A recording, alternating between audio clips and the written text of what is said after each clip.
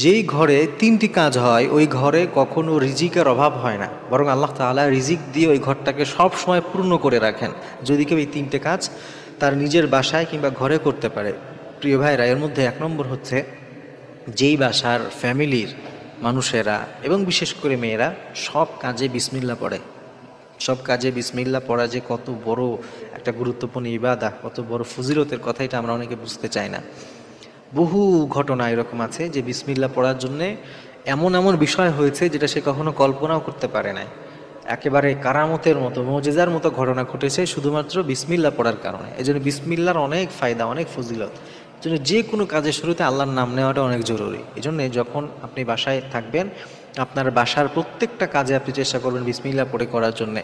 এবং বাসার যারা মহিলা ফ্যামিলি যারা আছে, সদস্য যারা আছে, তাদেরকে বলবেন সব কাজে যেন বিসমিল্লাহ পড়ে, এতে বরকত হবে। যখন রান্না করতে যাচ্ছে, যখন দরজা খুলে, জানালা খুলে, যখন কোনো একটা কাজ করতে যায়, যে কিছু প্রত্যেকটা কাজে যদি বিসমিল্লাহ পড়া হয়, ওই বাসায় আল্লাহ তাআলা রহমত দান করেন, ওই বাসায় আল্লাহ তাআলা রিজিক দান করেন, ওই বাসায় আল্লাহ তাআলা বরকত দান করেন। সুবহানাল্লাহ। এটা হচ্ছে এক নম্বর।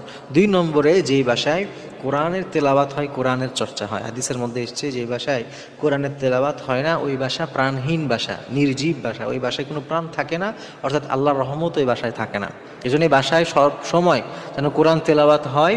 কোনো একটা মুহূর্তের জন্য হলেও, সকালে হোক রাতে হোক, এই চেষ্টা করতে হবে ফ্যামিলির মানুষেরা যেন একটু হলেও কোরআনের সময় দেয়। মনে রাখবেন প্রিয় ভাইরা, একটা সময় আমরা দেখেছি গ্রামে সকালবেলা ফজরের সময় আমাদের বাচ্চারা হোক, আমাদের মায়েরা হোক, বোনেরা হোক, কৃষক ভাইয়েরা হোক, সকলেই তাদের কাজটা ফজরের নামাজ পড়তেন, এরপরে কোরআন তেলাওয়াত দিয়ে শুরু করতেন। সুবহানাল্লাহ। এখন এটা উঠে যাচ্ছে, তো এটা হওয়া যাবে না। এই জন্যই আমাদের এত বরকতহীন জীবন, আমাদের এত অভাব, আমাদের এত টাকা পয়সা, এরপরেও এত অভাব। যার যত টাকা বেশি তার অভাবও কিন্তু দেখবেন তত বেশি। এটার একটা বড় কারণ হচ্ছে কোরআন থেকে আমরা দূরে সরে গেছি। এবং বিশেষ করে সূরা ওয়াকিয়ার আমল বাসায় করবেন। নবী সাল্লাল্লাহু আলাইহি ওয়াসাল্লাম বলেছেন, যে বাসায়, যে ফ্যামিলি বা যেই ব্যক্তি সূরা ওয়াকিয়াত তেলাওয়াত করবে, দারিদ্রতা তাদেরকে স্পর্শ করবে না। এটা নবী সাল্লাল্লাহু আলাইহি ওয়াসাল্লামের হাদিস, এটার উপর আপনার 100% বিশ্বাস রাখতে হবে। এই জন্যে 2 নম্বর হচ্ছে কোরআন তেলাওয়াতের আমল, আর 3 নম্বর হচ্ছে ইস্তেগফারের আমল। যে বাসায় বেশি বেশি ইস্তেগফার পড়া হয়, ওই বাসায় আল্লাহ তাআলা রহমত দেন, ওই বাসায় কখনো রিজিকের অভাব হবে না। হাদিসের মধ্যে এসেছে, নবী সাল্লাল্লাহু আলাইহি ওয়াসাল্লাম বলেছেন, মান লাজিমাল ইস্তিগফার জাআলাল্লাহু লাহু মিন কুল্লি দিকিন মাখরাজা।